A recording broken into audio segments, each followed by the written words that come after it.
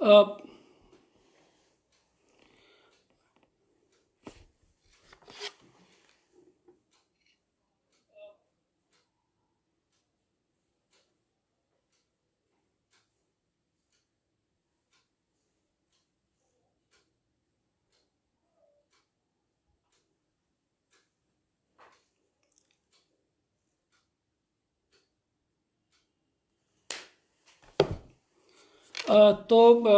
शुरू किया जाए।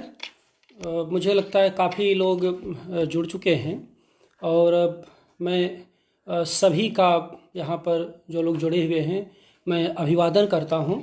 और आज का जो प्रसंग है वह धूमिल की रचनाशीलता, धूमिल का साहित्य, धूमिल की कविताएं और कविताओं के बहाने जो धूमिल का जीवन रहा, उनका बनारसीपन, उनका किसानी जीवन, उनके यहाँ रोटी, प्रजातंत्र, जनतंत्र वगैरह वगैरह की जो बातें हैं उन पर मैं संक्षिप्त चर्चा करूँगा। तो सबसे पहले मैं चिंतन साहित्यिक और सांस्कृतिक संस्था के सचिव अंशु चौधरी को अपना स्नेह व्यक्त करता हूँ कि उन्होंने सही समय पर मुझे याद दिलाया और इसके लिए उन्होंने मुझे फिर एक अवसर दिया कि मैं धूमिल की रचनात्मकता पर कुछ बात कर सकूं। हमारे लिए एक अच्छा प्रसंग भी है वो ये कि जिस समय मैं धूमिल पर बातचीत कर रहा हूँ यहाँ पर मेरे सामने धूमिल समग्र उपलब्ध है और उस कारण से एक अच्छी बात यह है कि अभी तक जो उनके तीनों संग्रह से मेरा परिचय था और जिसके माध्यम से हम धूमिल को जानते थे, खास करके संसद से सड़क तक, कल सुनना मुझे, सुदामा पांडे का प्रजातंत्र, तो उनको पढ़ा था और उस पर लगातार हम लोग सोच रहे थे, उस पर बातचीत कर रहे थे, लेकिन उनका गद्य उपलब्ध नहीं था, उनकी डायरी उपलब्ध नहीं थी, उनके पत्र उपलब्ध नहीं थे, उनकी कहानियाँ उपलब्ध नहीं थीं। तो मैं सबसे पहले मैं उनके बेटे रत्नशंकर पांडे के प्रति भी इस मंच के माध्यम से अपना आभार व्यक्त करता हूँ कि उन्होंने पाठकों के लिए धूमिल समग्र जो सुसंपादित रूप से सामने उपस्थित किया है, हम पाठकों को उपलब्ध कराया है, उससे भी धूमिल को नए सिरे से समझने में काफ़ी मदद मिली है। और इस व्याख्यान में उसके कुछ अक्स इसे कहते हैं, उसका कुछ स्वरूप भी आपको दिखाई देगा। तो एक विचित्र स्थिति है, धूमिल की कल पुण्यतिथि है। यह आयोजन हमने आज उनकी पुण्यतिथि की पूर्व संध्या पर आयोजित किया है अपने वक्तव्य के सिलसिले में।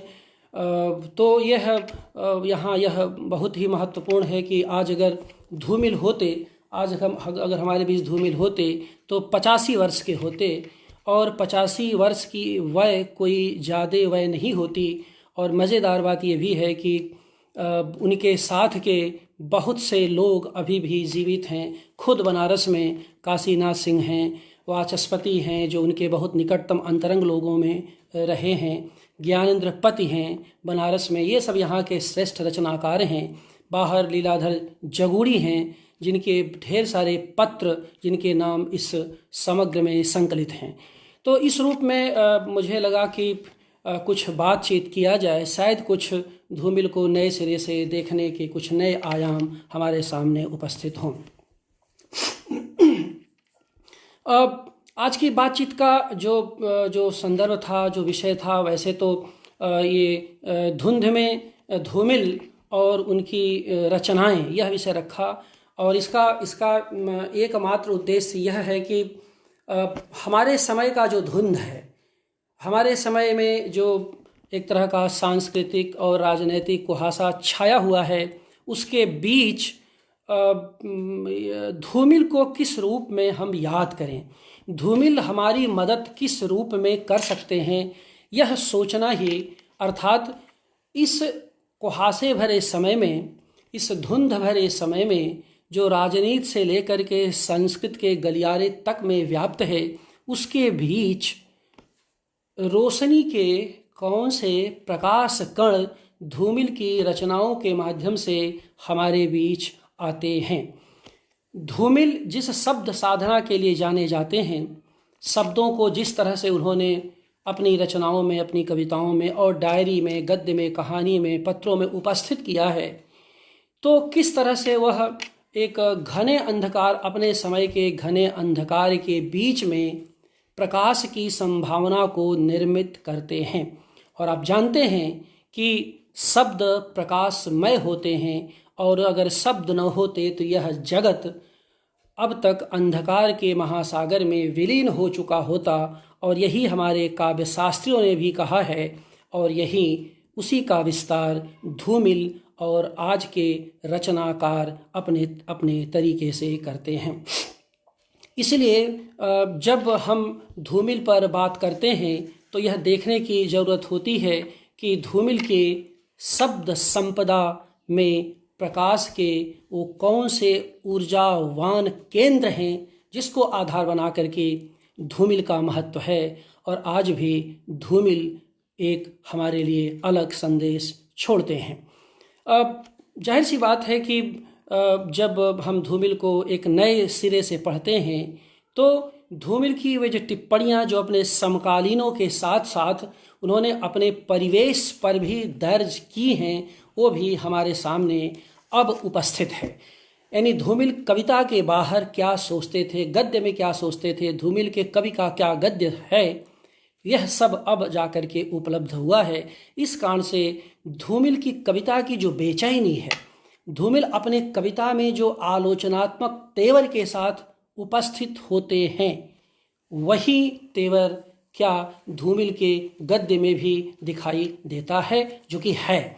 अर्थात धूमिल ने कविताओं में जो बेबसी, बेचैनी, संघर्ष के तमाम आयाम खोले हैं, वही उनके गद्य के को भी नए आयाम देता है या नए गद्य को, उनके गद्य को दिशा देता है। धूमिल ने जो आलोचनात्मक टिप्पणियाँ रचनाकारों पर लिखी हैं वो भी बड़ी मज़ेदार हैं, जिनका उल्लेख मैं यहाँ नहीं करूँगा। एक अन्य प्रसंग में, एक और कार्यक्रम में मैं बाद में करूँगा। वो टिप्पणियाँ अपने समकालीनों के साथ साथ जो वर्तमान में उनके साथ के लोग अभी भी जीवित हैं और लिख पढ़ रहे हैं, उनके बारे में उन्होंने खोल कर लिखी हैं।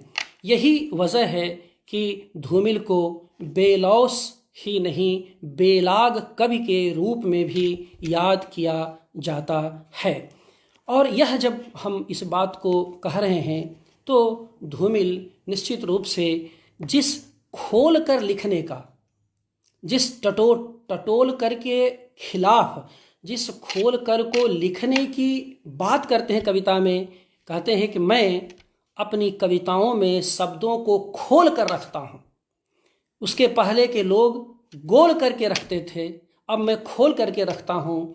धूमिल के गद्य में जो ये टिप्पणी मिली है, उससे हम सब उनके पाठक आश्वस्त होते हैं कि धूमिल की कविताओं में जो मुखरता है वह उनके इसी खुलेपन का परिणाम है, यही उनके बेलाग और बेलौसपन का परिणाम है।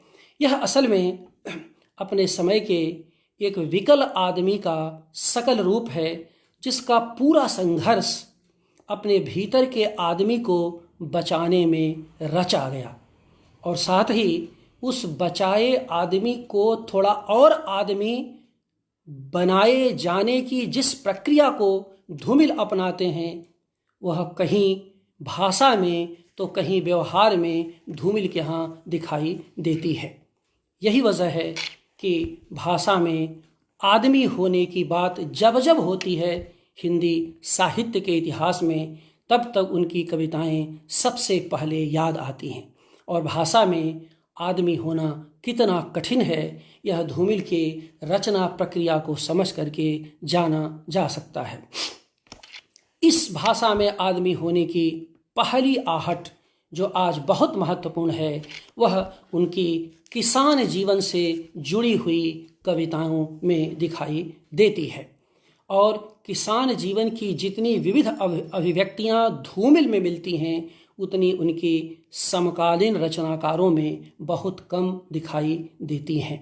आज जब दिल्ली की सीमा पर, दिल्ली के चारों तरफ किसान आंदोलनरत हैं और संसद चुप है, तब धूमिल धुंध में हमें रोशनी देते हैं, हमें प्रकाश पुंज से परिचित कराते हैं। धूमिल के यहाँ वैसे भी गांव और किसान प्रमुखता से उपस्थित हैं, जो प्रजातंत्र को समझते भी हैं और उसे प्रश्नांकित भी करते हैं। याद रखने की बात हमारे लिए ये है कि प्रजातंत्र को समझना और उसे प्रश्नांकित करना, जो विशिष्टता धूमिल के यहाँ दिखाई देती है, उसके केंद्र में किसान हैं, गांव हैं और मजदूर हैं।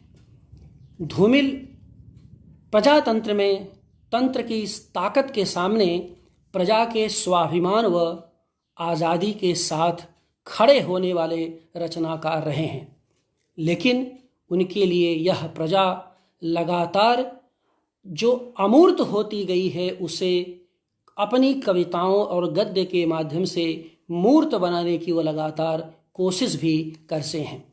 इसी कोशिश में वह प्रजा को लगातार कविता के माध्यम से ताकत भी देते हैं, और यह जो ताकत मिलती है प्रजा को, वही धूमिल की कविताओं की भी ताकत है।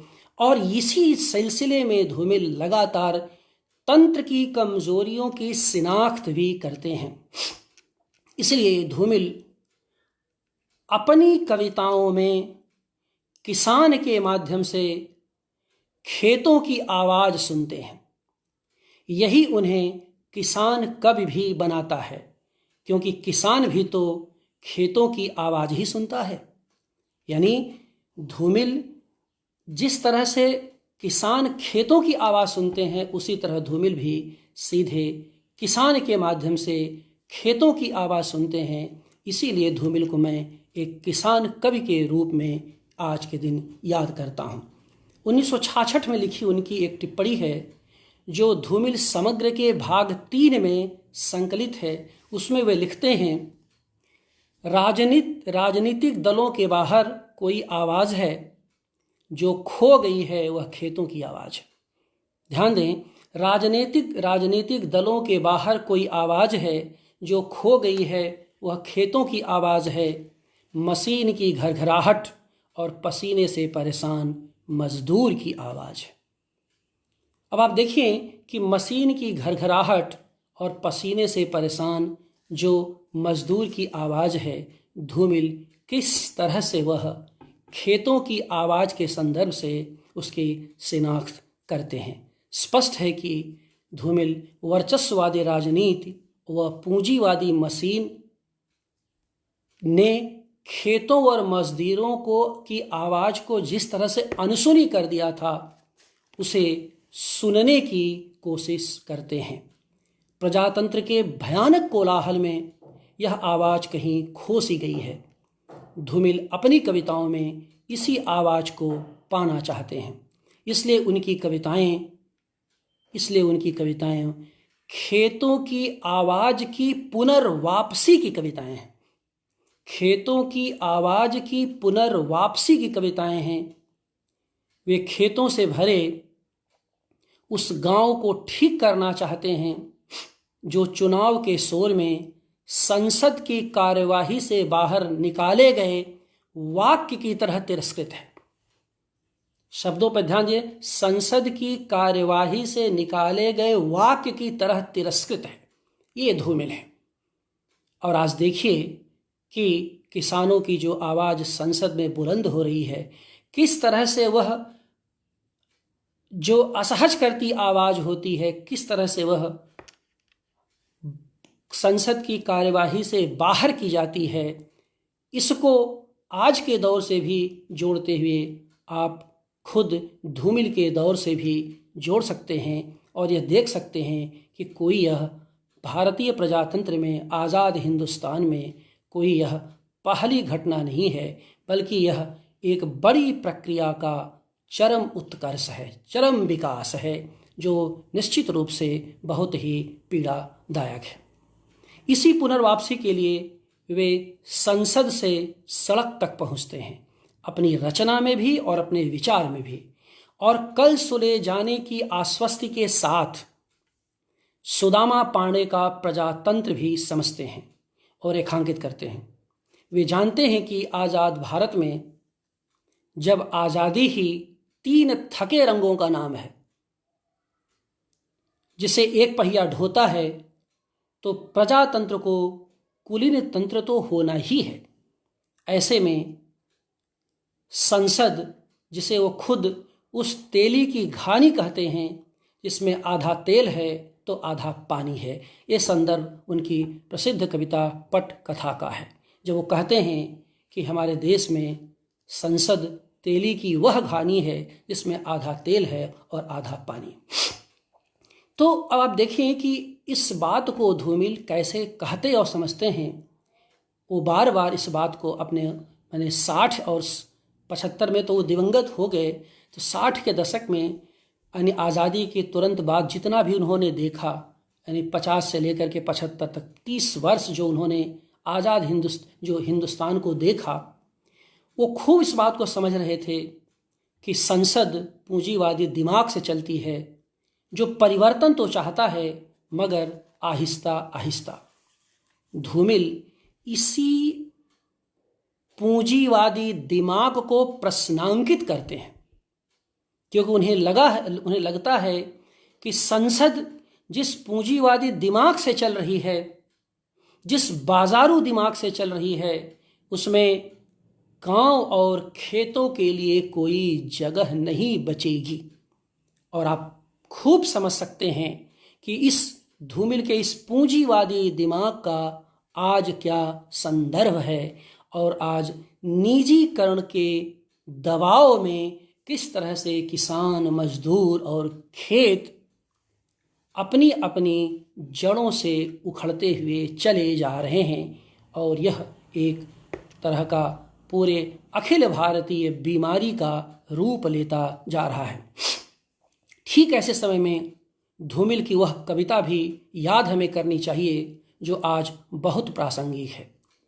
यह कविता वापसी शीर्षक से लिखी गई है और उनके संग्रह सुदामा पांडे का प्रजातंत्र में संकलित है।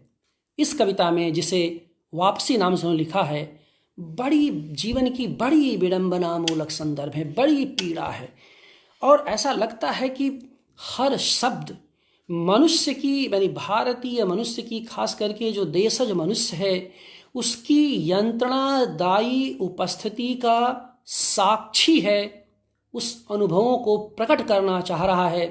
इस कविता में देखेंगे, हरा पेड़ लहकता है, चूल्हे का कोयला और पतीली बुदबुदाती है, पिता का दिल मर्द की तरह टूटता है और चूल्हे की आग उसकी आंखों में जलने लगती है। यहाँ रोटी के सवाल के बीच बच्चों की रुलाई भी दर्ज है। और तब धूमिल उम्मीद की रोशनी लिए कहते हैं, हे भाई अगर चाहते हो कि हवा का रुख बदले, हे भाई, ध्यान दी कविता जरा देखिए, हे भाई अगर चाहते हो कि कविता का रुख बदले तो एक काम करो, हे भाई हे, संसद जाम करने से बेहतर है सड़क जाम कर दो। अब आप देखिए कि ये कविता कितनी पहले लिखी गई है, लेकिन धूमिल को ये पता है कि संसद जाम करने से कुछ नहीं होने वाला है। जरूरी परिवर्तन तब तक घटित नहीं होगा जब तक सड़क नहीं जाम होगी। परिवर्तन हो या न हो, घटित हो या न हो, लेकिन परिवर्तन की संभावना संसद से अधिक सड़क को जाम करने से ही संभव होगी। और आज आप देखिए धूमिल हमारे बीच किस तरह से इन सशक्त पंक्तियों के साथ समुपस्थित हैं और हमें याद आते हैं। ऐसी ही पंक्ति भाषा की रात नामक कविता में लिखते हैं, संसद के अंधेरे से निकलकर सड़क पर आओ। संसद के अंधेरे से निकलकर सड़क पर क्यों लिखते हैं? क्योंकि जानते हैं संसद पूंजीवादी दिमाग से चलती है और उस पर अंधेरा है, वो अंधेरे में काम करती है। क्योंकि सत्ता का गठजोड़ उजाले में नहीं होता, अंधेरे में होता है। लेकिन सड़क अंधेरे में नहीं होती, कोशिश उसे अंधेरे में करने की चाहे जो की जाए, लेकिन सड़क हमेशा प्रकाश में होती है। क्यों? क्योंकि वह प्राकृतिक होती है, उसे अंधेरे में बहुत देर तक नहीं रखा जा सकता। आज किसानों के आंदोलन के बीच यह कविता कितनी प्रासंगिक है। जहाँ सड़क जाम है, धूमिल इस जाम को वापसी कहते हैं। यही परिवर्तन है जिसे एक दूसरी कविता नींद के बाहर में वे प्रमुखता से दर्ज भी करते हैं। इस कविता में भी सवाल रोटी का ही है कि बच्चा खाएगा क्या। पिता के सामने, इस कविता में पिता के सामने एक बड़ी चिंता यह है कि बच्चा खाएगा क्या, और यही सोचकर सामने खड़े पिता के भीतर बच्चा उतरता है और चुपचाप उतरता चला जाता है। यानी पिता में भी बच्चे की जो आहत भावनाएं हैं, बच्चे की भूख देख करके उसमें क्रांति और परिवर्तन की संभावना विकसित होने लगती है। यही से परिवर्तन घटित होता है पिता में, क्योंकि पिता फैसला लेता है। और फैसला कैसे लेता है? जहां रात की शुरुआत के साथ ही भोर की पदचाप सुनाई पड़ने लगती है। बच्चा, उसका पिता का बच्चा भूखा सो गया है, रात लंबी है, लेकिन रात का इंतजार पिता नहीं कर सकता। तब कवि कहता है, रात की शुरुआत के साथ ही भोर की पदचाप सुनाई पड़ने लगती। भोर कोट, देखिए भोर की पदचापन कितनी उम्मीद है, क्योंकि अंधेरे में छुपने से, अंधेरे में सिसकियां भरने से परिवर्तन नहीं होगा। यह पिता को तब पता चलता है जब बेटे की रोटी के लिए रुलाई सुनता है, रुदन सुनता है, और वह पिता विचलित हो जाता है। और तब नींद के बाद अब तारे नहीं चमक रहे हैं कहीं, सोए हुए बच्चे के होठ हल्की हंसी से रंगे हैं। पिता की आंखों में फैसले की नमी है, पिता की आंखों में फैसले की नमी है, और पूरब में फैली हुई लालिमा उसके विचारों का रंग बन चुकी है। पूरब में फैली हुई लालिमा उसके विचारों का रंग जब बन जाती है, तो पिता रात के अंधेरे में रोशनी की तलाश में निकल पड़ता है। और यही वह पहला पिता है जिसने सामाजिक परिवर्तन का संकेत दिया है। और यहीं पर पिता और कवि का जो द्वंद्व होता है, उसमें कवि बड़ा होता हुआ चला जाता है, क्योंकि खुद धूमिल के कवि के भीतर एक पिता बैठा हुआ था जिसने इन सब सारी स्थितियों को बनारस से लेकर के खेवली के बीच में नित्य प्रति झेला था, भोगा था और महसूस किया था। यही है धूमिल की वह बेचैनी जिसमें वे भाषा ठीक करने के पहले आदमी को ठीक करने की बात करते हैं। अब आप देखिए, भाषा ठीक करने के, जहाँ पर भाषा का सवाल गोल मटोल टटोल वगैरह वगैरह चल रहे थे, धूमिल कहते हैं नहीं, भाषा के ठीक करने के पहले मैं आदमी को ठीक करना चाहता हूँ। ये आदमी को ठीक करना वह संकल्प है जिसमें परिवर्तन की भावना छुपी हुई है। यहाँ स्पष्ट है कि पिता का यह फैसला एक कवि का फैसला भी है जिससे उम्मीद की रोशनी है। धूमिल के यहाँ गांव, खेत, रोटी, बच्चा, भूख का सवाल अब एक नागरिक पिता के फैसले के निर्णायक बिंदु तक पहुंच चुका है, क्योंकि पिता की भूमिका में स्वयं कवि को भी लगता है कि इतनी हरियाली के बावजूद, देखिए एक कविता, ये जो कविता पंक्तियाँ धूमिल की पढ़ते समय जो कहा गया कि वक्तव्य हैं, नारे हैं, संत्रास है, तमाम तरह की जो अराजकता है, लेकिन धूमिल जब कल सुनना मुझे में इस बात को दर्ज करते हैं, आज तुम नहीं सुनोगे कल सुनोगे, तो मुझे असल में वो जो उनका संग्रह कल सुनना मुझे में जो उनका संकल्प है कि आज नहीं तो कल सुनोगे, आज वह जो स्वर सुनाई दे रहा है, तो मुझे लग रहा है एक ईमानदार कवि जो भाषा में शब्दों से खेलता नहीं, वो भाषा में शब्दों को जीता है। जब वह संकल्प लेता है, जब वह कुछ कहता है, तो कितना वह अनागत और आगत के क्रम से बंध जाता है और कितना भविष्य की संरचना के को देख लेता है। वो कहते हैं, एक कविता हरित क्रांति नाम की कविता है जो सुदामा पांडे का प्रजातंत्र में संकलित है। इतनी हरियाली के बावजूद अर्जुन को नहीं मालूम कि उसके गालों की हड्डी क्यों उभर आई है, उसके बाल सफ़ेद क्यों हो गए हैं। लोहे की छोटी दुकान में बैठा हुआ आदमी सोना। अब ये पंक्ति इतनी मार्मिक है, लोहे की दुकान में बैठा हुआ आदमी सोना, और इतने बड़े खेत में खड़ा आदमी मिट्टी क्यों हो गया है। यह सवाल धूमिल का है। यानी लोहे की छोटी दुकान सिंबल है लोहे की छोटी दुकान में बैठा हुआ आदमी सोना, यानी एक छोटी दुकान पर बैठा हुआ आदमी सोना हो रहा है और एक बड़े खेत में खड़ा हुआ आदमी मिट्टी होता जा रहा है। ये जो बाइनरी में धूमिल देखते हैं, सोना और मिट्टी को, दुकान और खेत को, यह धूमिल की दृष्टि, काव्य दृष्टि का पता देता है। साफ है कि धूमिल दुकान व खेत, सोना और मिट्टी की बाइनरी में किसान को समझते हैं और बैठे आदमी व खड़े आदमी के बीच की बढ़ती दूरी को कविता में नापने की कोशिश करते हैं। तो ये जो बैठे आदमी व खड़े आदमी के बीच की दूरी है, उसे धूमिल का कवि कविता में जिस तरह से नापता है वह आज भी बहुत प्रासंगिक है। और यही कारण है ये कि जो धूमिल यह कोशिश करते हैं, यही कोशिश उनकी द्वारा जो की गई है, उसका परिणाम है कि धूमिल अपने समय में ही नहीं, आने वाले समय में भी एक अन्यतम कवि के रूप में दिखाई देते हैं। और यही वजह है कि धूमिल के यहाँ न तो किसी का अनुकरण है और न कोई धूमिल का अनुकरण कर सकता है। ये बहुत बड़ी बात है कि धूमिल के यहाँ न तो किसी का अनुकरण दिखाई देता है, न धूमिल का कोई आज तक अनुकरण कर पाया है। यह खास बात है कि धूमिल को एक ऐसी ऊंचाई देता है जहाँ से धूमिल परंपरा के भीतर भी दिखाई देते हैं और अपने बाद की कविता परंपरा के भीतर से भी दिखाई देते हैं। यही धूमिल की ताकत है। धूमिल जहाँ भी हैं अनूठे हैं।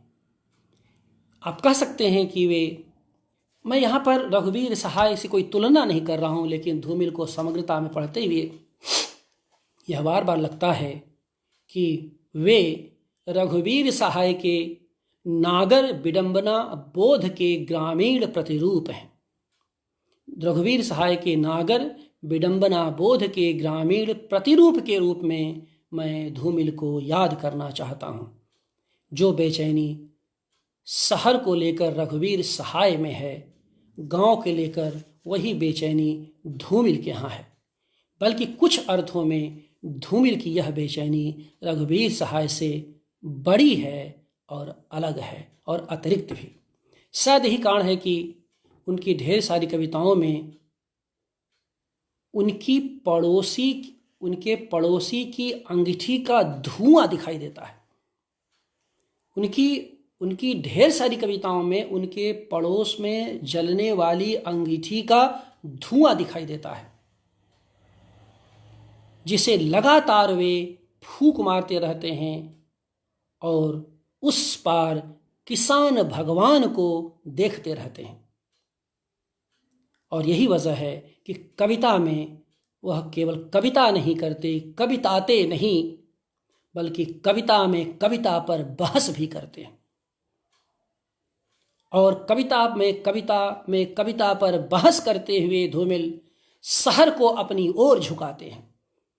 यह शहर को अपनी ओर झुकाने की जो सामर्थ्य है, वह धूमिल के समकालीनों में उन्हें बहुत विशिष्ट बनाती है, जिसमें एक ग्रामीण आदमी, एक गांव का आदमी, बनारस के धुर खेवली गांव का आदमी, आज भी खेवली बहुत विकसित नहीं है, उस समय में क्या स्थिति उसकी रही होगी, उस गांव में रहने वाला आदमी शहर को अपनी ओर झुकाता है। क्या मतलब यह है? उस शहर में संसद भी है, प्रजातंत्र भी है और नागर जन भी हैं कि देखो तुम्हारे समकक्ष छाती तान करके, सीना ठोक करके यह आदमी खड़ा है और अपनी बात तुम तक पहुंचाने की कोशिश कर रहा है। उनकी एक कविता है जो अप्रकाशित है, और मज़ेदार बात है कि रत्न शंकर पांडे ने ये जो समग्र में के भाग 1 में 3 संग्रह तो हैं ही, लेकिन असंग्रहित कविताओं का पूरा एक स्लॉट दिया है, अद्भुत कविताएं उसमें। कभी मैं उनके असंकलित कविताओं पर अलग से बात करूंगा, चूंकि यहाँ उस विस्तार भय के कारण से नहीं जाऊंगा, लेकिन अद्भुत कविताएं, कुछ रिपीटेशंस तो हैं, लेकिन धूमिल का उन कविताओं के अध्ययन के माध्यम से एक नया रंग दिखाई देता, उनका कवि रंग दिखाई देता है, उनका एक नया लोक रंग दिखाई देता है उन कविताओं में। बेचैनी बेवसी वही है, बेचैनी वही है, संघर्ष वही है, लेकिन संग्रहों के बाहर जो ये असंकलित कविताएं प्रकाशित होकर के हमारे बीच आई हैं वो ये अद्भुत हैं। और धूमिल की बेचैनी को, क्योंकि बहुत उम्र धूमिल को नहीं मिली थी, और 39-40 वर्ष की उम्र में एक आदमी दिवंगत हो जाता है, सोचिए, और वो भी ब्रेन ट्यूमर से धूमिल दिवंगत हुए थे। तो ये सब जो स्थितियां थी, धूमिल की बेबसी, बेचैनी, उनकी चिंताएं, कहीं न कहीं उनकी जो उनके भीतर जो तनाव उपस्थित था, वह भी उनके बीमारी के पीछे कोई कारक तत्व तो रहा ही होगा। तो उनकी कविता अप्रकाशित है जिसमें किसान को उन्होंने भगवान कहा है। याद करें स्वामी सहजानंद सरस्वती को, जो किसान आंदोलन के महान प्रणेता रहे, उन्होंने भी किसान को भगवान कहा था। उस परंपरा में धूमिल ने भी किसान को भगवान कहा है। और वो उसकी पंक्ति है, पसीनों के दानों का बीज, पसीनों के दानों का बीज धरा में बोने वाला है, एक दिन धरती का भगवान कृषक ही होने वाला है। धरती के भगवान कृषक की जो परिकल्पना है, यानी वो सोच रहे थे कि यह किसान भगवान के कोई स्वरूप हो, यानी किसान की भी इज्जत हो, किसान की भी बराबरी, किसान को भी बराबरी मिले, किसान को भी एक समाज में एक तरह का उच्चतम दर्जा मिले। ये इस धूमिल की बेचैनी है, क्योंकि गांव, किसान और मजदूरों के बीच उनका सारा जीवन बीता था। किसानों की असल में यही पीड़ा थी जिससे धूमिल की राजनीतिक चेतना का निर्माण होता है। धूमिल इसी गांव व सिवान के स्थान से पूंजीवाद, प्रजातंत्र, आज़ादी, राजनीति व संसद को देखने की कोशिश करते हैं। यहीं से वे बसते हुए नगर को भी देखने की कोशिश करते हैं। यही वह स्थान है जहां उन्हें प्रजातंत्र व आज़ादी से मोह भंग होता है, क्योंकि इसको पाने के लिए वे इसे एक जवान आदमी की रंगीन इच्छाओं की तरह इसे पूरी गहराई से प्यार किए थे, यानी गांव को। लेकिन प्रजातंत्र की हालत यह रही कि वह हवा में फेंके गए एक चमकदार गोल शब्द से अधिक कुछ नहीं है। धूमिल कहते हैं कि जो प्रजातंत्र है, जो आज़ादी के इतनी कुर्बानियों के बाद हमारे बीच आया है, यह हवा में फेंके गए एक चमकदार गोल शब्द से अधिक कुछ नहीं है। यानी देखने में जितना ही सुंदर दिखता है, उतना ही अपने व्यवहार में कुरूप है। यह धूमिल की एक तरह की समझ थी। क्यों? क्योंकि धूमिल उस आज़ादी को देखे थे, उस आज़ादी और उम्मीद के बीच रिश्तों को समझने की कोशिश किए थे, जो धीरे धीरे टूट रहा था। और इसी नाते धूमिल के भीतर जैसे आज़ादी और उम्मीद का रिश्ता टूटता है, वैसे ही धूमिल किसान और प्रजातंत्र के बीच की बढ़ती हुई दूरी को देखने की कोशिश करते हैं, और उस प्रजातंत्र को, उस आज़ादी को और उस राजनीति को बहुत ही आलोचनात्मक तेवर के साथ प्रश्नांकित भी करते हैं।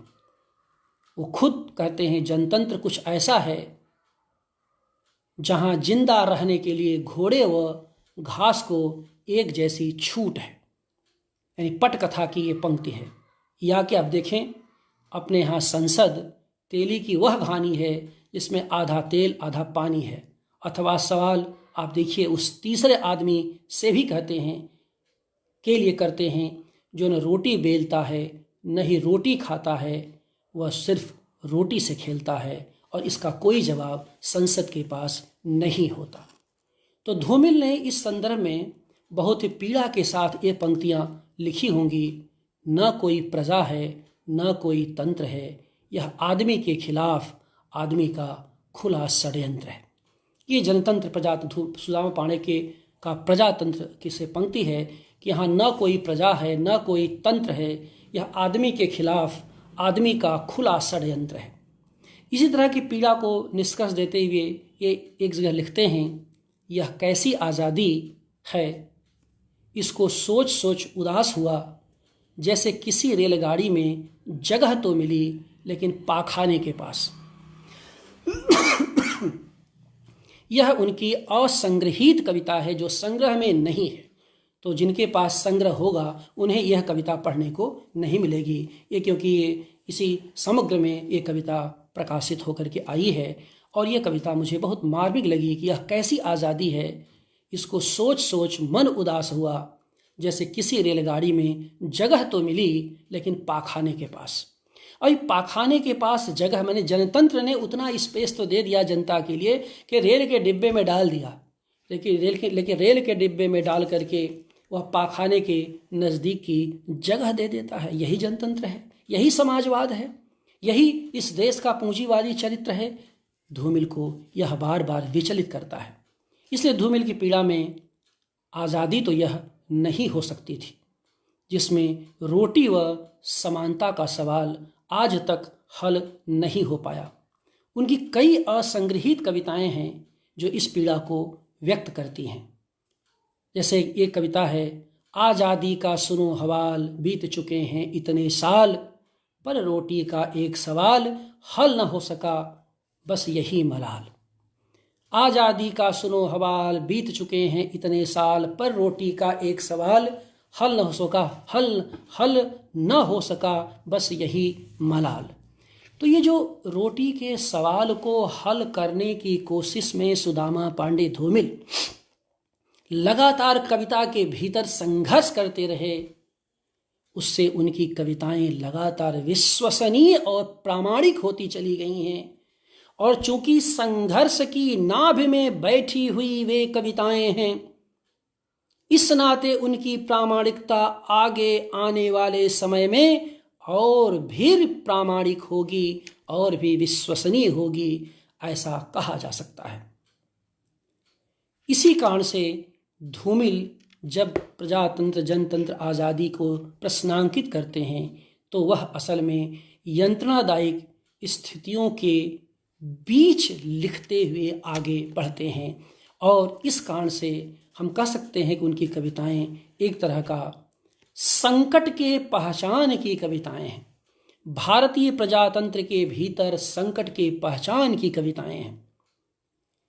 वे यंत्रणादायक स्थितियों के बीच धूमिल जब गुजरते हैं तो न तो हताश होते हैं न ही निराश।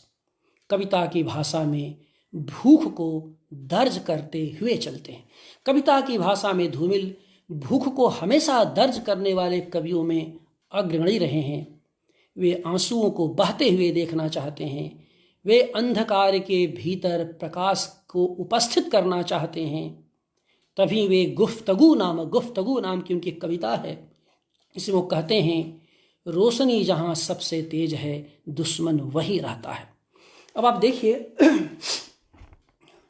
किसान और गांव, उनकी अपेक्षाएं उनकी मांगें अंधेरे में हैं, लेकिन जिनसे अपेक्षाएं हैं वे उजाले में रहते हैं। धूमिल को वे उनके दुश्मन लगते हैं किसानों के। इसी नाते धूमिल कहते हैं दुश्मन की पहचान कैसे होगी। वो कहते हैं दुश्मन कोई व्यक्ति नहीं होता, दुश्मन एक व्यवस्था। धूमिल के यहाँ दुश्मन की एक व्यवस्था की बात करते हैं, क्योंकि व्यक्तियों से लड़ना आसान है, व्यवस्था से लड़ना बहुत कठिन है। धूमिल इसी नाते कहते हैं कि कैसे जानो, पहले अपनी व्यवस्था, दुश्मनगत व्यवस्था को पहचानो। पहचानने के लिए क्या करता क्या नहीं करता कुछ नहीं है, एक सीधा फार्मूला जो गांव के अनुभव से निकलता है वो फार्मूला है, रोशनी जहां सबसे तेज है दुश्मन वहीं रहते हैं। तो धूमिल की कविताएं इसी संकट के पहचान की कविताएं हैं। वे जानते हैं कि रोशनी की अधिकता ही अंधकार के घनेपन का कारण है। धूमिल जानते हैं कि रोशनी की भारतीय समाज में कहीं कहीं रोशनी की अधिकता ही तमाम जगह अंधकार के घनेपन का कारण है। इसलिए वे न केवल इस अधिकता को यानी रोशनी की अधिकता को प्रश्नांकित करते हैं, बल्कि अंधेरे में रहते हुए भी प्रकाश की क्रूरता को ठीक ठीक पहचानते हैं। तो अंधेरे में रहते हुए एक ग्रामीण संवेदना का आदमी प्रकाश की क्रूरता को जब पहचानता है तो भाषा भी स्वाभाविक रूप पर तल्ख और तंज भरी हो जाती है, जो सबको या बहुतों को अच्छी नहीं लगती। यह अच्छा न लगना धूमिल की कविता की सार्थकता है। यह प्रश्नाकुलता धूमिल की कविता को चरितार्थता प्रदान करती है, जो उनकी कविताओं के औचित्य को प्रामाणिक बनाती है। तो यही धूमिल की कविताओं की ताकत है। इसी को धूमिल अपनी कविताओं में बार बार रेखांकित भी करते हैं। कविता के भीतर आप देखेंगे कविता पर बहुत सारी कविताएं धूमिल ने लिखी हैं। अपने समकालीनों में बहुतों से ज़्यादा उन्होंने लिखी हैं। कविता के भीतर उनकी कविता चलती रहती है। वे कविता को लिखते भी हैं और उसे समझते भी हैं, और यही असल में सच्चा कवि धर्म भी होता है। जो केवल आंख मूंद करके कविताएं लिखते जाते हैं और कविताओं की न समझ विकसित करते हैं, न विकसित करने की कोई कोशिश करते हैं, वे नकली और अरुचिपूर्ण ढंग की कविताएं लिखते हुए काल के कहीं न कहीं काल के प्रवाह में कहीं न कहीं विलीन हो जाते हैं। धूमिल इन प्रवृत्तियों से बचते हैं, कम से कम तभी अपने को रचते हैं। और इसका कारण साध यह है कि सत्ता जैसे जैसे आज़ाद भारत में संवेदना से दूर होती गई है, धूमिल वैसे वैसे कविता में संवेदना के करीब होते गए हैं। वे गद्य व पद्य दोनों जगह कविता की उपस्थिति व सक्रियता को लेकर मुखर हैं। जैसे उनकी डायरी के हिस्से आपके सामने कुछ बड़े महत्वपूर्ण डायरी के हिस्से हैं। कविता को एक कमज़ोर लेकिन गुर्राने वाली आवाज़ में मान, एक डायरी में एक जगह लिखते हैं कि कविता को एक कमज़ोर मगर गुर्राने वाली आवाज़ मानता हूँ। दूसरा है कविता की असली शर्त भाषा में आदमी होना। ये सब डायरी के हिस्से हैं। यही कारण है कि इस आदमी होने में धूमिल का कवि लहूलुहान होता है, जिसे धूमिल भी समझते हैं। 22 जुलाई 1971 की एक डायरी है जिसमें वो लिखते हैं, मैं जिस कागज़ पर कविता लिखता हूँ उसे तुम देखोगे तो मालूम कर सकोगे कि उस पर बूचड़ के ठीहे से ज़्यादा निशान हैं। अब आप देखिए, जिस कागज़ पर कविताएं लिखते हैं वो खुद इस बात की घोषणा करें, बता रहे हैं तुम देखोगे उस पर तो बूचड़ के ठीहे से ज़्यादा उस कविता में निशान हैं। यानी ये समझते हैं कि कितनी बार वो कवि के रूप में कटे हैं, खुद को काटे हैं, और तब जाकर के एक कविता को समाज के बीच बांट सके हैं। तो काटने और बांटने के बीच का जो संबंध धूमिल स्थापित करते हैं उसे हम लोगों को समझना चाहिए, और उसे नई पीढ़ी तक यह बात पहुँचे उसकी हमें कोशिश भी करनी चाहिए। इसी कारण कविता को कि धूमिल हमेशा कविता को एक जवाब देही मानते हैं, जो समकालीन आदमी की विपन्नता को समझने की सर्वाधिक कोशिश में विकसित होती है। इस कोशिश में धूमिल का कवि चीखता भी है, जूझता भी है। यह जूझना उन्हें मुक्तिबोध से अलग करता है, जहाँ संघर्ष तो है लेकिन इससे जूझने वाली प्रतिध्वनियाँ कमज़ोर हैं। मैं जो कहना चाहता हूँ, मुक्तिबोध उनके समय के बड़े कवि हैं, मुक्तिबोध को पसंद भी करते हैं, लेकिन मुक्तिबोध की प्रक्रिया में जब मैं धूमिल को पढ़ा और धूमिल को समझने की मैंने कोशिश की तो लगा कि धूमिल के यहाँ जूझना ज़्यादा है। और यह जूझना धूमिल को मुक्तिबोध से भी अलग करता है, जहाँ संघर्ष तो है मुक्तिबोध में लेकिन इससे जूझने वाली प्रतिध्वनि मुक्तिबोध के यहाँ कमज़ोर है। नहीं, जूझने की प्रतिध्वनि जिस तरह से धूमिल के यहाँ दिखाई देती है वह उस तरह से मुक्तिबोध के यहाँ दिखाई नहीं देती। यह जूझना ही धूमिल की उम्मीद का कारण है। कविता उनके लिए इसीलिए लिखा भी है कई जगह, उनकी डायरी में, उनके पत्रों में है कि कविता उनके लिए उस गांव के उस पशु की तरह है जिसके गले से लिपटकर सब ओर से निराश एक किसान अपने दुख को कमजोर कर देता है। जब आप चारों तरह से निराश हो जाते हैं, कोई आपकी बात सुनता नहीं, तो आप जानते हैं कि हम लोग जो गांव के लोग होते हैं, उनका जो पशु होता है, जो गाय बैल होते हैं, उससे लिपट करके ही कुछ अपना दुख कम कर सकते हैं। धूमिल की कविता इसीलिए उस पशु की तरह है जिससे मैंने उस ग्रामीण आदमी के घर पर पलने वाले पशु की तरह है जिससे विपरीत स्थितियों में लिपटकर धूमिल अपने दुख को हल्का कर पाते हैं। वे पीड़ा के बोझिल अकेलेपन से पूरी आत्मीयता व समर्पण से जुड़ते हैं और यहीं से उन्हें कुछ कर गुजरने की आश्वस्त मिलती है। यहीं से वे अपने आंसू पोंछते हैं और फिर वे खड़े हो जाते हैं। यहीं से कविता घेराव में किसी बौखलाए हुए आदमी के संक्षिप्त एकालाप से मुक्त होती है। यानी जो मुक्तिबोध कहते हैं कविता घेराव में किसी बौखलाए हुए आदमी का संक्षिप्त एकालाप है, यही से खुद कविता के शिल्प को तोड़ते हैं धूमिल और तब उस चमत्कार की तरफ मुड़ते हैं जिसमें खुद वो कहते हैं कविता पर बहस शुरू करो और शहर को अपनी ओर झुका लो। कविता पर बहस शुरू करो और शहर को अपनी ओर झुका लो। यही वह स्थान है जहां धूमिल की कविता अकेले को सामूहिकता देती है और समूह को साहसिकता। धूमिल की कविता का ये मैं एक केंद्रीय आधार मानता हूँ खुद के समझने के लिए।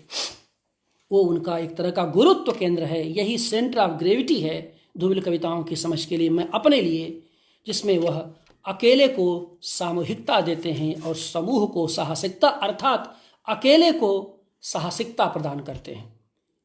क्यों? क्योंकि सामूहिकता बगैर साहसिकता के अपंग और अपाहिज हो जाएगी। तो सामूहिकता को साहसिकता प्रदान, अकेले को सामूहिकता और सामूहिकता को साहसिकता प्रदान करने का जो गौरव धूमिल को हासिल है वह किसी को भी हासिल नहीं है। यह जो अकेले को साहसिकता देने की बात है, यही धूमिल के कवि को औचित्य प्रदान करता है। जहाँ कविता तो बनती है भाषा से, लेकिन उसको जीवन मिलता है औचित्य से। औचित्य की इसी सामाजिकता के कारण धूमिल अपने भीतर के अंधकार से लड़ते हैं और इसी लड़ने में सारी उम्र बीत जाने की बात करते हैं। सारी उम्र यानी औचित्य की सामाजिकता को पाने में धूमिल सारी उम्र बीत जाने की बात करते हैं। पता नहीं कितनी रिक्तता थी जो भी मुझ में होकर गुजरा रीत गया, पता नहीं कितना अंधकार था मुझ में, मैं सारी उम्र चमकने की कोशिश में बीत गया। ये जो कंटिन्यूअस टेंस है, जो निरंतरता, मैं सारी उम्र चमकने की कोशिश में बीत गया, यह चमकने की कोशिश क्या है? क्या संपन्न होना चाहते हैं धूमिल? क्या धूमिल अपने परिवार, अपने घर की विपन्नता से मुक्त होना चाहते थे? नहीं। सारी उम्र चमकने की कोशिश में बीत जाना, मैंने कविता को लगातार निरंतर ताकत प्रदान करते हुए अंतिम मनुष्य को मुक्त करने की कोशिश करना, जहां रोटी और संसद के बीच किसी प्रकार का कोई तनाव न दिखाई दे। तो यह जो धूमिल की कोशिश है वही उनके कवि का दाय है और वही उनको किसी भी कवि संप्रदाय से अलग करता है, एकदम अलग और विशिष्ट बनाता है। कविता में इसीलिए वे स्वरूप साक्षात्कार के कवि नजर आते हैं। धूमिल कविता में स्वरूप यानी अंतर वस्तु के स्वरूप साक्षात्कार के कवि नजर आते हैं, जिसके बारे में दंडी ने, यानी महान काव्यशास्त्री दंडी ने 7वीं सदी में काव्यादर्श में लिखा था। रूपम साक्षात ऋणवती, रूप का साक्षात खुल जाना। यहीं से स्वाभाविकता की परिकल्पना निर्मित होती है, जिसे नामवर सिंह ने सपाट बयानी के रूप में व्याख्यायित किया आगे चल करके। तो जिस स्वाभाविकता की बात होती है, जिसमें रूप का रूपम साक्षात ऋणवती, रूप का साक्षात खुल जाने की बात होती है भारतीय मानस में, जाने अनजाने चाहे अनचाहे धूमिल उसी की परंपरा में खुद को विन्यस्त करते हुए दिखाई देते हैं। और ऐसा करते हुए धूमिल काव्य के देवत्व की छवि को ध्वस्त करते हैं, काव्य के देवत्व की छवि को ध्वस्त करते हैं। जो राजनीति भय नहीं, भय के अफवाह से समाज को चलाती है, उसे वे समझते हैं। आज देखिए, राजनीति में भय से ज़्यादा भय का अफवाह मूल्यवान हो गया है। और यह धूमिल 1970 में कह रहे हैं कि भय से भयानक भय का अफवाह है। आज आप देख सकते हैं कि किसान आंदोलन के बीच जो कीलें धसाई गईं, वो कीलें भय से ज़्यादा भय के अफवाह को निर्मित की। और उसमें हम सब ने देखा बात कि कैसे वह हमारी आँखों को चुभ रही थी। उनसे नुकसान हुआ नहीं हुआ वो बात की बातें हैं, लेकिन जो भय का वितान रचा गया, धूमिल उसको बार बार प्रश्नांकित करते हैं। क्यों? क्योंकि भय का विज्ञापन आधुनिक राजनीति को सबसे ज्यादा भाता है। और कोई भी सत्ता हो, कोई भी व्यवस्था हो, यह सत्ता और व्यवस्था के स्वभाव में निर्मित है कि भय ही नहीं, भय का विज्ञापन करो। और भय का विज्ञापन केवल किसान और मजदूर और रोटी के सवाल पर नहीं होता, महामारियों में भी होता है। भय से ज्यादा भय का विज्ञापन, जिस महामारी से हम लोग गुजरे हैं या गुजर रहे हैं, आपने देखा होगा कई स्थितियों में जितना भय कोरोना का था, उससे अधिक उसको विज्ञापित किया गया। धीरे धीरे जनता ने उसको सहा, लहा, और उम्मीद है कि अब धीरे धीरे उससे हम लोग जल्दी ही बाहर निकल जाएंगे। तो इसलिए धूमिल अपनी हर कविता में, अच्छा मज़ेदार बात है कि धूमिल अपनी हर कविता में एक दूसरा आदमी के रूप में दिखाई देते हैं। हर कविता में एक दूसरे आदमी के रूप में दिखाई देते हैं। और यही दूसरा आदमी उनकी कविताओं में शिल्पगत नाटकीयता और कथ्यगत सामाजिकता को आधार देता है। यानी दूसरा आदमी जो उनके भीतर लगातार बैठा हुआ है, अपने ही आदमी का जो प्रतिपक्ष बैठा हुआ है, वह उनकी कविताओं में शिल्पगत नाटकीयता और कथ्यगत सामाजिकता को आधार देता है। और ऐसा इसलिए है कि धूमिल इस बात को समझते हैं कि जब रोशनी ही गहरे अंधकार में डूबी हो, तब अंधकार को ही रोशनी बनाना उचित है। यहाँ वे महादेवी, अच्छा बार महादेवी का उन्होंने जिक्र भी किया है उनकी डायरियों में, और बहुत रोचक टिप्पणी की है कि महादेवी बहुत पढ़ी लिखी हैं, बहुत अच्छा बोलती हैं, लेकिन महादेवी कुछ कुछ गुरुवाइन जैसी बोलती हैं। ये मुझे इतनी हंसी आई उस टिप्पणी को पढ़ करके। जाहिर सी बात है कि अगर वो समग्र में ही दर्ज है कि महादेवी से प्रभावित बहुत हैं, और महादेवी के भाषणों से का उन्होंने जिक्र भी किया है। तो ऐसा लगता है, लेकिन जिस धूमिल का जो स्वभाव था, कहते हैं कुछ कुछ गुरुवाइन जैसी बोलती हैं। तो इस तरह से, और ये मैं उस टिप्पणी को पढ़ते हुए मैं अपने समकालीन, मेरे सामने तमाम चेहरे याद आए जो बहुत पढ़े लिखे हैं, लेकिन बोलते हैं तो बहुत ही एक तरह के एक गुर्डम के दायरे में बोलते हैं। तो वो बड़ी मज़ेदार टिप्पणी है। तो खैर, तो मैं यहाँ कहना चाहता हूँ कि ये जो अंधकार को ही रोशनी बना करके, अंधकार को ही रोशनी बनाने की सामर्थ्य निराशा में, यानी अधिकतम निराशा में अधिकतम आशावाद को ही बढ़ावा देती है। और यह प्रेरणा कहीं न कहीं, मतलब यह स्थिति धूमिल को महादेवी वर्मा से जोड़ती है। यद्यप देखिए दोनों अलग प्लेटफॉर्म पर हैं। महादेवी एक रोमांटिक मनोवृत्ति की कवियत्री रही, खास करके दीपशिखा के गीतों के ठीक पहले तक उनकी स्थिति वैसे रही। दीपशिखा में अपने को खूब बदला, खूब जम के बदला, और गद्य में तो पूरा ही अपने को बदल दिया।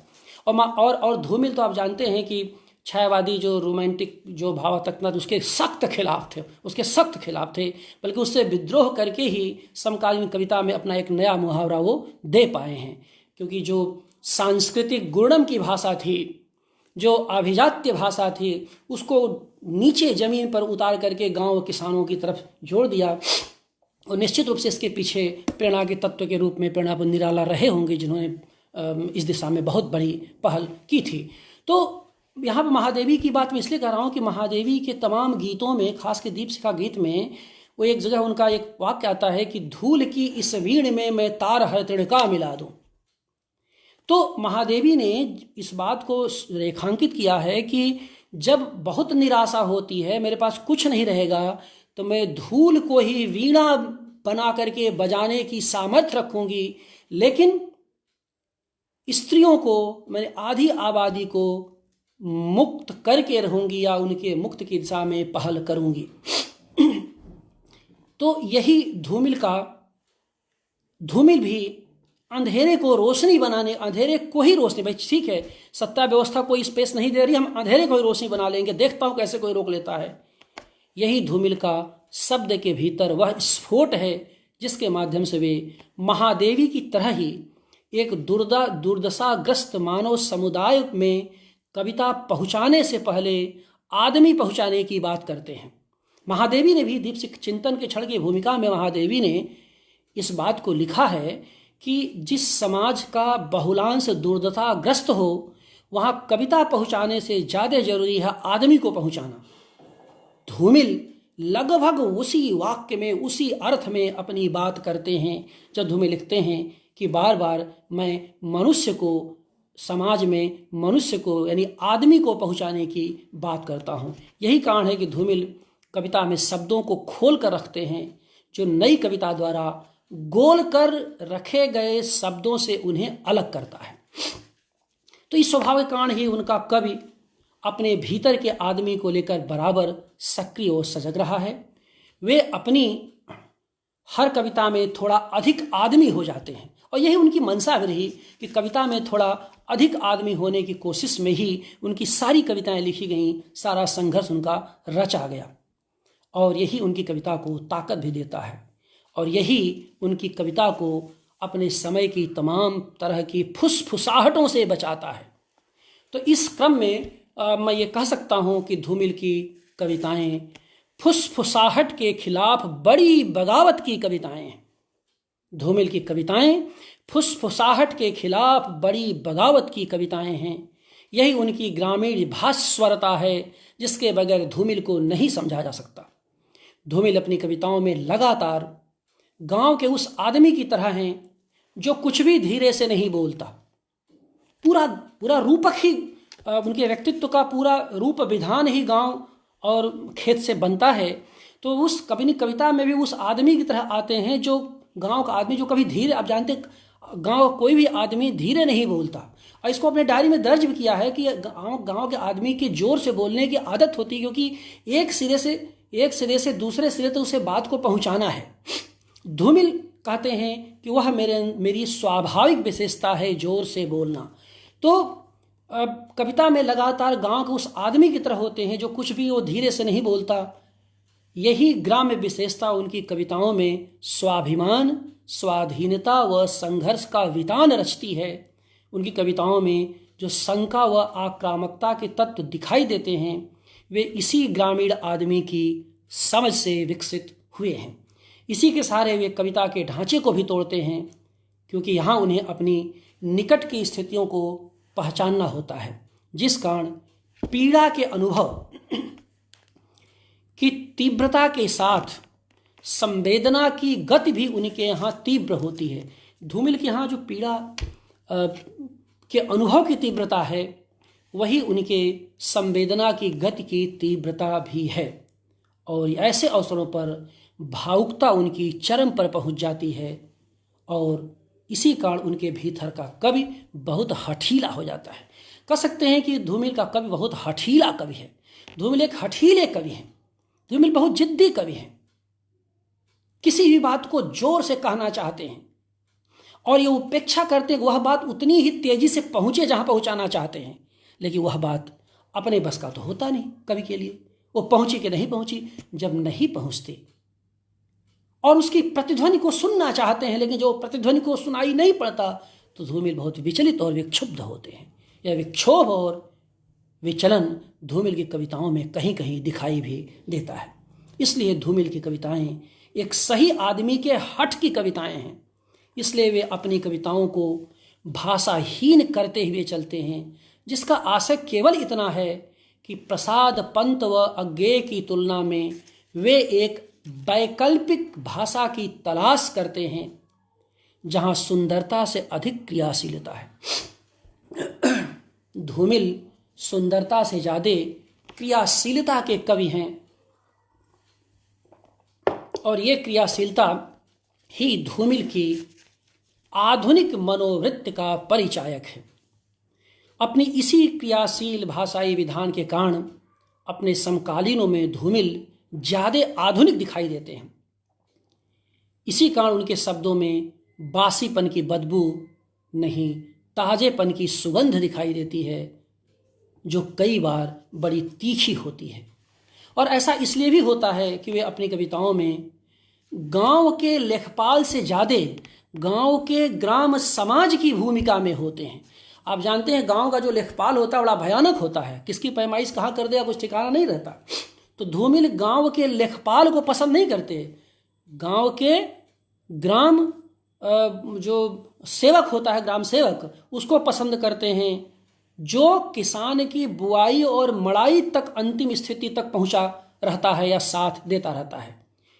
इसी प्रक्रिया में धूमिल की कविताओं में खरोंच भी अधिक दिखाई देती है और ऐसा लगता है कि धूमिल बबूल के खेतों से निकलने की कोशिश में बहुत सारी खरोंचें सह रहे हैं।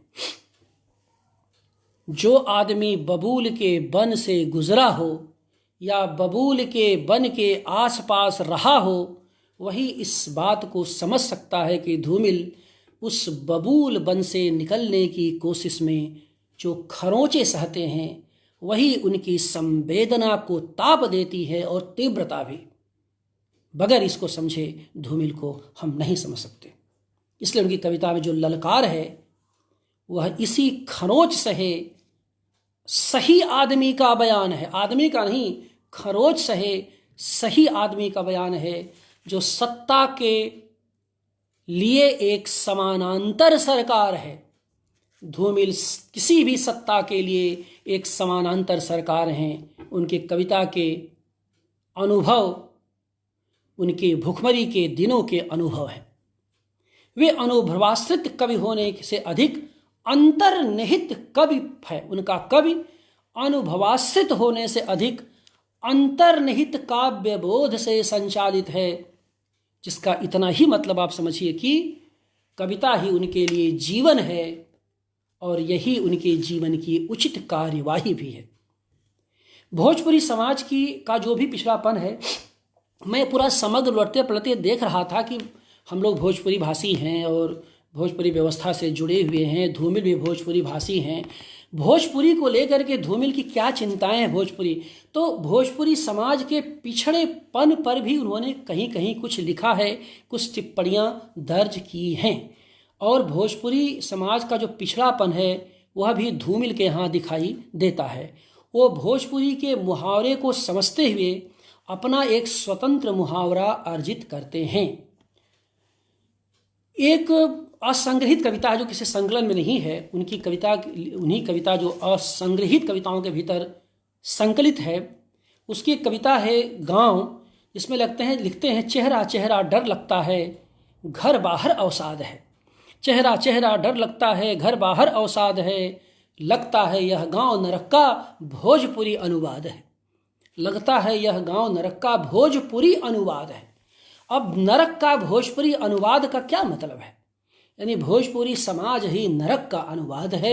उसका जो पिछड़ा, और हम सब जानते हैं कि जितने पिछड़ेपन का शिकार यहाँ का भूगोल रहा है, भोजपुरी जनपद रहा है, जितना शोषण इस भोजपुरी जनपद का हुआ है उतना तो किसी का नहीं। धूमिल भोजपुरी जनपद के शोषण के साक्षी रहे हैं, इसी नाते उन्होंने उसको भोजपुरी अनुवाद कहा है, नरक का भोजपुरी अनुवाद कहा है। एक और बात मैं इस संदर्भ में कहना चाहता हूँ ये कि धूमिल को पढ़ते हुए मुझे बार बार उनके वस्तु को देखने का जो दृष्टिकोण, जो नज़रिया है, वो एकदम अलग दिखाई देता है। वो कितने कितने एंगल से देखते हैं और कहाँ देखते हैं, क्योंकि कोई भी कवि चीज़ों को कहाँ से देखता है, यह देखना भी एक मूल्यवान है। अगर किसी कवि के देखने के दृष्टिकोण का उसकी कविता पता नहीं देती तो यकीन मानिए वह आभिजात्य और नागर कवि होकर के खत्म हो जाएगा। वह अपने कविपन से मुक्त नहीं हो सकता। कविपन से मुक्त होने यानी बार बार उसको कवि के रूप में प्रमाणित करते हुए भी वह एक तरह का सामाजिक विश्वसनीयता अर्जित नहीं कर सकता। क्यों? क्योंकि दृष्टिकोण का मैंने कहाँ से संवेदना का स्रोत आपका आ रहा है, यह कविता पढ़ते हुए दिखना चाहिए। अगर नहीं दिखता तो गोल गोल करने से फिर वही स्थिति होगी जो कहते हैं धूमिल कि मुझे गोल गोल पसंद नहीं है, मुझे खोल खोल पसंद है। तो जो उनके देखने का नज़रिया है वो एकदम से अलग है।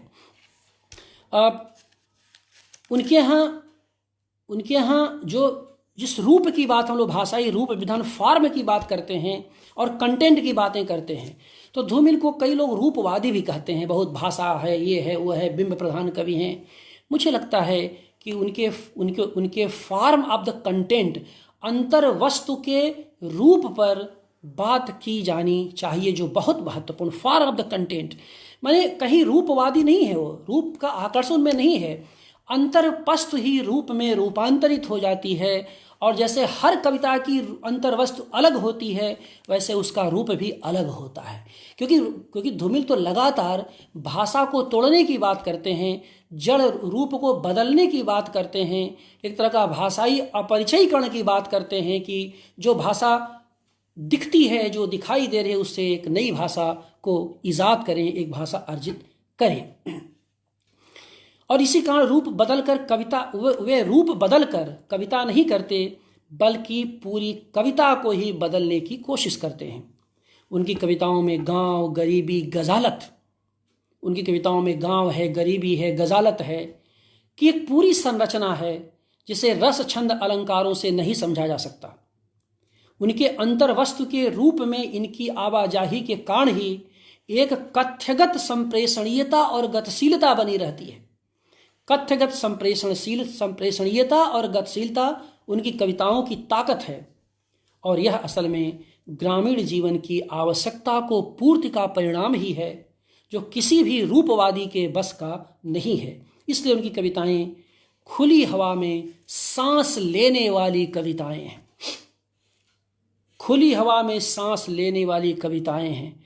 तमाम लोग अपनी कविता के रूप पर चढ़ बैठते हैं। धूमिल अपनी कविता के रूप पर कभी चढ़कर नहीं बैठते, वो खुली हवा में सांस लेने का लगातार विकल्प देते हैं। इसीलिए धूमिल के यहाँ दृष्टि के साथ अंतर्दृष्टि बड़ी मूल्यवान है, और ये जो अंतर्दृष्टि मिलती है वही उनको अपने परिवेश और समाज से जोड़े रहती है। इसलिए वस्तुओं को देखने का उनका अंदाज बहुत अलग है। बहुत सारे संदर्भ हैं, बहुत सारे, उनको मैं अभी जिक्र उसका नहीं करूँगा, और यही विशेषता उनके काव्य के साथ गद्य में भी दिखाई देती है। अब आप देखिए, जैसे कुछ एक संदर्भ देकर आगे बढ़ूँगा, मैं 10 मिनट और बोलूँगा मैं। ये आप देखिए कि आदिकवि वाल्मीकि का संदर्भ है। आदिकवि वाल्मीकि जिनको माँ निषाद प्रतिष्ठाम त्वं गवः शाश्वती समा का श्लोक रचने कारण महान और पहला कवि माना गया, जरूरी भी है। लेकिन आदिकवि वाल्मीकि की नज़र जो है क्रौंच पक्षी के जोड़े की मृत्यु पर टिकती है।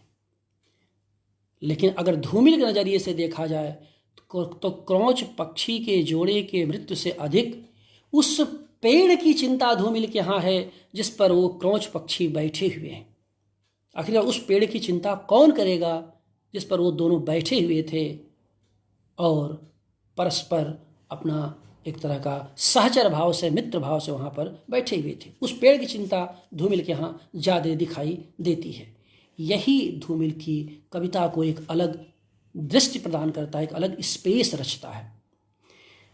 आपने देखा होगा लोगों ने हाथी की मृत्यु पर बहुत शोक प्रकट किया है, और यह बात उन्होंने धूमिल डायरी में भी एक जगह दर्ज की है। तो धूमिल लिखे हैं कि हाथी की मृत्यु तो बहुतों ने देखी, लेकिन उस महावत की मृत्यु पर किसी ने एक आंसू भी नहीं बहाए, जो हाथी के मृत्यु के पश्चात तिल तिल कर मरता है, लेकिन जिसकी तरफ किसी का ध्यान नहीं जाता। यह धूमिल की कविता की दृष्टि है। मोचीराम कविता में जो उनकी प्रसिद्ध कविता है, धूमिल यही तो करते हैं। लोग जूता देखते हैं, धूमिल का कवि उस अदद आदमी को देख रहा है जो दूध जूते के तल्ले से बाहर झांक रहा है। मुझे हमेशा लगता है कि जो कवि इस वैकल्पिक ढंग से सोचता है वही अपने भीतर थोड़ा अधिक आदमी रह पाता है। यही होना असल में धूमिल होना है। तो इस देखने के प्रसंग में धूमिल की डायरी में एक मुझे संदर्भ मिला। वो बड़ा मज़ेदार संदर्भ है। बनारस की विश्वनाथ गली है जहाँ बाबा विश्वनाथ आजकल मुक्त हो रहे हैं, तो उनका बहुत ही एक नया मंदिर बन रहा है, अच्छे से उसको रेनोवेट कर रहे हैं और पक्का महल उसके सामने तोड़ दिया गया है। तो वो जो बनारस गली की वहाँ छोटी छोटी सामान बनारस की जो लोग विश्वनाथ गली से परिचित है जानते हैं, वहाँ रोज़मर्रा की सामानें आज भी मिलती हैं, तब भी मिलती रही। वो बहुत कई सालों से वहाँ वो एक बड़ी मार्केट है। छोड़ वहाँ धूमिल प्रसिद्ध कथाकार काशीनाथ सिंह के साथ टिकुली खरीदने जाते हैं। ये टिकुली शब्द लिखा उन्होंने डायरी में, वो बड़ा मज़ेदार प्रसंग है। कहते हैं कि काशी आए, मेरे साथ चले और हम लोगों ने अपनी मतलब पत्नी के लिए टिकुली खरीदा। अब इस टिकुली को तो बहुत सारी बातें उनको मैं यहाँ नहीं वो करूँगा, लेकिन इस टिकुली प्रसंग को रखने के बाद धूमिल लिखते हैं कि मेरा ध्यान टिकुली पर गया। आखिर इस टिकुली को देखा, अब ये कवि के देखने का जो नज़रिया है कि भाई ठीक है, हम लोग अब एक कह सकते हैं कि वो एक श्रृंगार के साथ साथ उसके दीर्घ वैवाहिक जीवन का भी परिणाम है और उसकी प्रतिश्रुति होती है, वो अलग संदर्भ है। लेकिन मुझे उस टिकुली को देखने का जो नज़रिया था धूमिल का, वो बड़ा अच्छा लगा और बहुत ही कवियोचित लगा। वो लिखते हैं, टिकुली औरत होने की आवाज़ है। कहते हैं लेकिन ये कुछ ठीक नहीं जचा। मैंने लिख तो दिया टिकुली औरत होने की आवाज़ है, लेकिन बात को जची नहीं, यह कथन कुछ ठीक नहीं। फिर लिखते हैं, दरअसल टिकुली मादा रक्त में खुलने वाले दरवाजे के आई होल का ढक्कन है। क्या अद्भुत वाक्य लिखा है धूमिल ने। टिकुली मादा रक्त में खुलने वाले दरवाजे के आई होल का ढक्कन है। अब इसकी व्याख्या करूंगा तो बहुत लंबा समय चला जाएगा, लेकिन ये धूमिल के संदर्भों के बारे में मैं कहा कैसे देखते हैं। और आखिर में ये मैं कहना चाहूँगा कि इन जो कुछ बातें थी जो आपके सामने मैंने धूमिल के संदर्भ से रखी, इसके साथ साथ धूमिल के यहाँ बीमारी है, बसंत है और बनारस है। 3 ब हैं धूमिल के यहाँ, जो मैंने जिसको लक्षित किया, जिस पर कि मैं बहुत संक्षेप में संकेत करूँगा। इस पर एक अलग व्याख्यान देने की मेरी इच्छा होगी, कभी आगे उसको पूरा करूँगा। धूमिल के यहाँ बनारस है, बीमारी है और बसंत है। मैं इधर इस बीच पूरे कोरोना काल में महामारी और साहित्य के अंतः संबंधों को लेकर के सोचता और लिखता रहा हूँ। इस संदर्भ से जुड़ी हुई जो भी मेरा चिंतन है, जो भी मैंने निकाले हैं, खास करके 1000 वर्ष के साहित्य के इतिहास में, उस पर एक पुस्तक ही जल्दी ही आएगी, तो उस पर हम लोग अलग से चर्चा करेंगे। लेकिन इस संदर्भ में जो धूमिल को मैं देखता हूँ, धूमिल में बीमारी के संदर्भ तो दिखाई देते हैं। खास करके प्लेग पर उन्होंने लिखा है। महामारी के बहुत कम संदर्भ हैं। महामारी शब्द तो आया है एक आध जगह, और प्लेग पर एक कविता ही उनकी असंकलित कविता के रूप में मुझे मिली है, लेकिन उस रूप में महामारी बीमारी का जिक्र नहीं है जिस रूप में आज के हमारे कोरोजीवी कवियों के यहाँ दिखाई देता है। और उसके पहले प्रेमचंद और निराला और तुलसी और रविदास और तमाम जो कवियों पर जिन पर कि हम लोग चर्चा इसके पहले कर चुके हैं। तो ये है। लेकिन बसंत और बनारस धूमिल के यहाँ दिखाया। धूमिल तो खांटी बनारसी ही थे। तो जो बसंत और बनारस है, उसमें भी मैंने देखा कि जो बसंत है वो धूमिल के यहाँ विविध रूपों में दिखाई देता है। और बसंत जो है बहुत सुकून धूमिल को नहीं देता। खास बात ये भी देखिए नज़रिया है। बसंत धूमिल को बहुत सुकून नहीं देता, बसंत बहुत दुख देता है। बसंत जब आता है तो धूमिल को बड़ी पीड़ा होती है। क्यों पीड़ा होती है? क्योंकि बसंत के समानांतर वो रोटी को देखते हैं और मजदूर और किसान के संघर्ष को करके देखते हैं। एक भिन्न बसंत। और बसंत पर कई कविताएं हैं, कई रंग बसंत के उनकी कविताओं में दिखाई देता है, लेकिन एक भिन्न नज़रिए से। उनका मानना है कि धूप में सूखते चाम के लिए बसंत का कोई मतलब नहीं है। अब देखिए भाषा देखिए, धूप में सूखते चाम के लिए बसंत का कोई मतलब नहीं है। उन्होंने बसंत पर कई कविताएं जो लिखी उसमें बेबसी की शिनाख्त किया है। अब देखिए संसद से सलग की एक लंबी कविता बसंत के नाम से ही है, जिसमें वो कहते हैं, मेरे लिए बसंत बिलों के भुगतान का मौसम है। होगा किसी के लिए बसंत उल्लास का, रोज डे का, आनंद और मिलन का, प्रणय गीतों का, लेकिन धूमिल के लिए बसंत बिलों के भुगतान का मौसम है। एक न्यूनतम स्थिति में जीने वाला आदमी की क्या पीड़ा हो सकती है, यह धूमिल की इस कविता में दिखाई देता है। सुदामा पांडे का प्रजातंत्र में जो कविता कहते हैं, कल सुदामा पांडे मिले थे हरहुआ बाजार में, बबूल के बसंत से खिले थे। अब देखिए बसंत आम्र मंजरियों का बसंत धूमिल को सूट नहीं करता। अगर बसंत का जिक्र भी करना होता है तो धूमिल बबूल के बसंत से खिले की बात करते हैं। ये धूमिल की दृष्टि है। असल में बसंत पर नकली कविताएं लिखने वालों से धूमिल बहुत चिढ़ते थे। उनका मानना था कि जो कविताएं आदमी के चेहरे को हंसी के जौहर से भरने की सामर्थ्य नहीं रखती, जो कविताएं आदमी के चेहरे को हंसी के जौहर से भरने की सामर्थ्य नहीं रखती, वे सब नकली कविताएं हैं। इसलिए वो कहते हैं, मत पाट रद्दी के शब्दों से भाषा का पेट, इससे ही आदमी की सेहत बिगड़ती है। बसंत से बातचीत है नामक कविता है। इसके लिए वे कहते हैं, पेड़ पर नहीं चेहरों पर बसंत लिखने की बात करते हैं। जो लोग भी बसंत को मादकता से जोड़ते हैं, धूमिल उसे बस धन अंत करने की सलाह देते हैं। यानी बसंत धूमिल के यहाँ मादकता का मौसम नहीं है। अगर ऐसा है तो बस और अंत, मैंने अब इसके आगे मत बढ़ो। ऐसा इसलिए है कि बसंत के सौंदर्य से आदमी के संघर्ष को नहीं ढका जा सकता। यानी बसंत का सौंदर्य दिखा करके, इस फरवरी का महीना बसंत का ही महीना है, इस बसंत के सौंदर्य को दिखा करके फूल खिले हैं, पल्लव आए, ये आए, वो आए, बड़ी खुशहाली आ गई है। क्या आंदोलनरत लोगों को आप सुख दे पाएंगे? क्या सुख दे पा रहे हैं? क्या इस बसंत के उल्लास को दिखा करके संघर्ष को तोपने की साजिश में आप शामिल नहीं हैं?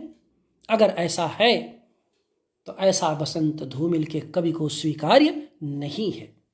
उन्होंने 1966 की एक कविता लिखी है, 1966 की, इसमें लिखा है, नहीं देखिए संग्रह की बहुत पहले एक कविता लिखी गई, बसंत मेरे दिमाग के पिछले तहखाने में सुर्ख फूलों का एक हाशिया है, जिसके भीतर एक पत्ती बीमार है। बसंत उनके लिए बीमार पत्ती की तरह है, तो वे बसंत से बहुत चिढ़ते हैं, क्योंकि बसंत उनको आतंकित करता है। यह असल में उनकी रूमानी धारा से एक प्रकार का विद्रोह का परिणाम था, जो बसंत के नाम पर रोटियों से छल करता है। जो रोमांटिक धारा बसंत के नाम पर रोटियों से छल करती हुई दिखाई देती है, धूमिल उस छल को छांटने वाले कवियों में शामिल है। धूमिल ने लगातार उस छल को छांटने को काटने की कोशिश की है, और यही वजह है कि धूमिल की कविताएं हमें ताकत देती हैं, हमें नई ऊर्जा का हमारे भीतर संचार करती हैं। इसी तरह बनारस है, बनारस उन्होंने 80 पर कविता लिखी है, दशाश्वमेध पर कविताएं लिखी हैं, और उनकी बड़ी चिंता है कि गंगा तुम्हारी सीढ़ियों पर रोशनी क्यों नहीं है। उस समय दशाश्वमेध अंधकार में था, 80 पर वो शोर देखते। दशाश्वमेध और 80 पर भी बनारसी कविताओं पर लिखते समय भी वह एक तरह का शोर ही देखते हैं, भीड़ का शोर देखते हैं, और इस भीड़ के शोर के बीच अपने स्वर को बुलंदियों तक पहुंचाने की कोशिश करते हैं, जिसमें वे कविताएं लिखी जाती हैं। तो ये कुछ स्थिति थी धूमिल के यहाँ। अंत में बस दो मिनट और 1.5 घंटा हम लोगों का हो भी गया है, तो अंत में कुछ निष्कर्ष मैं आपके सामने रखना चाहता हूँ संक्षेप में। तो कुल मिलाकर यह कि धूमिल एक शब्द सजग, मेरे लिए धूमिल एक तरह के शब्द सजग कवि हैं। उनकी कविताओं से शब्द हटाना उतना ही खतरनाक है जितना रेल की पटरी से फिश प्लेट हटाना। यह वाक्य धूमिल का ही है। तो रेल की पटरी से जैसे फिश प्लेट हटाने से खतरा हो जाएगा, धूमिल की शब्द सजगता का परिणाम रहा कि उनकी कविताओं से आप शब्द नहीं हटा सकते, अन्यथा वह एक्सीडेंट कर जाएंगी, वह खतरनाक स्वरूप धारण कर लेंगी। उनकी कविताएं सच के सबूत की कविताएं हैं। मेरे लिए उनकी कविताएं धूमिल की सच के सबूत की कविताएं हैं, जिससे भाषा के भीतर आदमी साबूत बचा रह सके। जिस व्यवस्था में सब कुछ सदाचार की तरह सपाट और ईमानदारी की तरह असफल रहा हो, वहाँ कविता ही वह माध्यम है जो गवाही दे सकती है। यह धूमिल को पढ़ते हुए मुझे याद आता है। जाहिर सी बात है, धूमिल के लिए कविता सिर्फ शब्दों की विसात नहीं होती, वाणी की आँख भी होती है, जिसके सहारे धूमिल सही कवियों और टुकड़ों के बीच भेद करते हैं।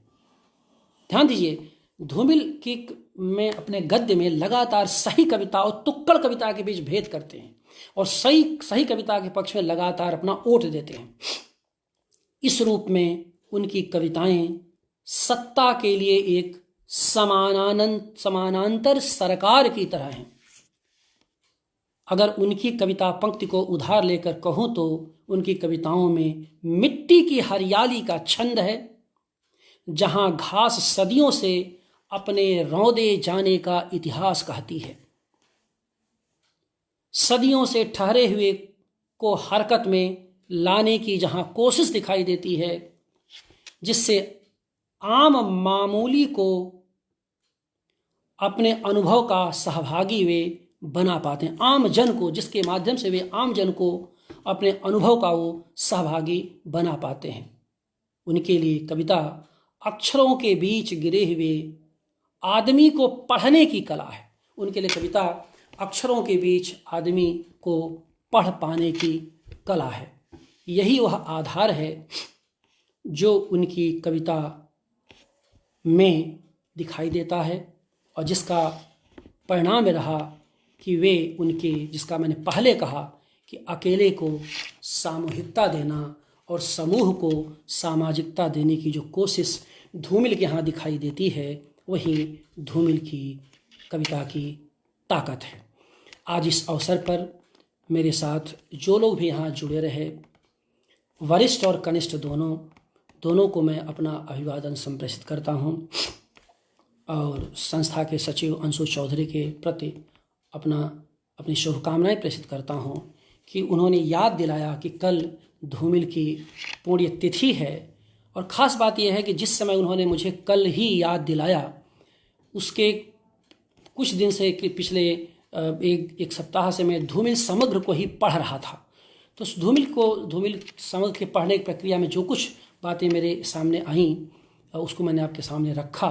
कुछ और बातें होंगी जो कल एक दूसरे मंच से, कल धूमिल की पुण्यतिथि है, एक दूसरे मंच से हम लोग बात करेंगे, वो अलग की बात है। लेकिन आप मेरे साथ जुड़े रहे, 1.5 घंटे आपने समय निकाला, मेरे लिए बहुत बहुत आभारी हूँ। बहुत बहुत धन्यवाद। सभी का अभिवादन।